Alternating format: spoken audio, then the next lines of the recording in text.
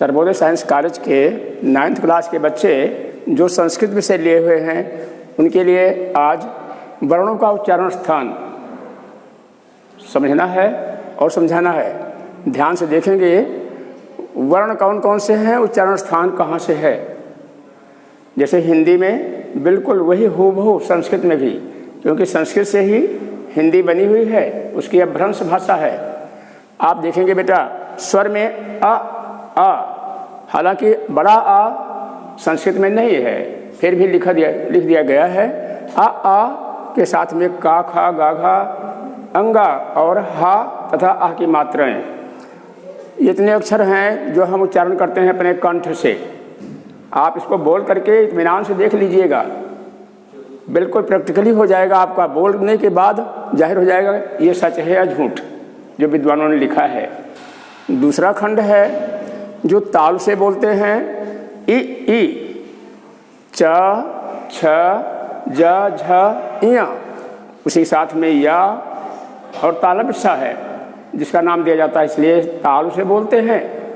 ये सब वर्ण ताल से बोलने के कारण तालव्य हो गए, स्वर और व्यंजन दोनों।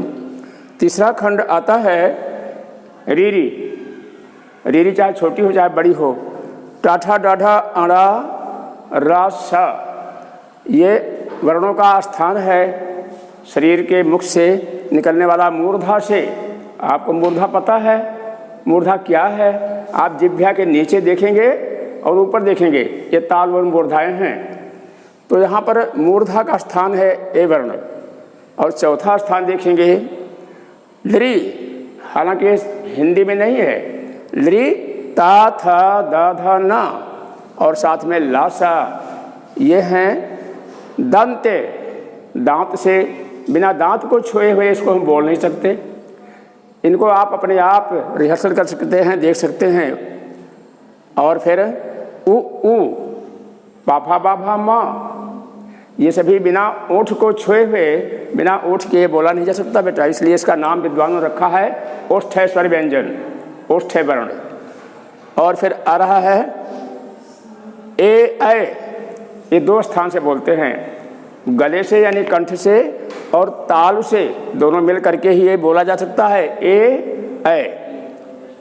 अगला नंबर है ओ, औ। ये कंठोष्ठ लिखा गया है। कंठोष्ठ, कंठ और ओंठ से दोनों को जोड़ने के बाद ही ये स्थान से निकलते हैं, उच्चारण स्थान से, इसलिए इनका नाम रखा गया है कंठ औष्ठ। एक ही वर्ण है संस्कृत और हिंदी में जो वा है। वा ही ऐसा एक अक्षर है जो दो स्थानों से बना हुआ है, दंतौष्ठ, अर्थात दांत तथा ओष्ठ से जुड़कर ही बनेगा। और अंतिम में देख रहे हैं आप, लिखा गया है इया, माँ, अंगा, अड़ा, ना। ये माँ लिख दिया गया हलंत लगा करके, संस्कृत के हिसाब से इसका स्थान नहीं माना जाता। तो इया, माँ, अंगा, अड़ा, ना, यहाँ तक है। ये अनुनासिक है।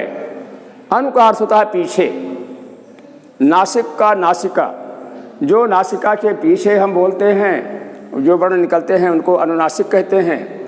और यही पांचों वर्गों के अंतिम वर्ण हैं, इया, माँ, अंगा, अड़ा, ना। हालांकि हिंदी में इसको हम अंगा, इया, फिर अड़ा, ना, मा बोलते हैं, और संस्कृत में इसी को लिखा गया है इमं गणनम।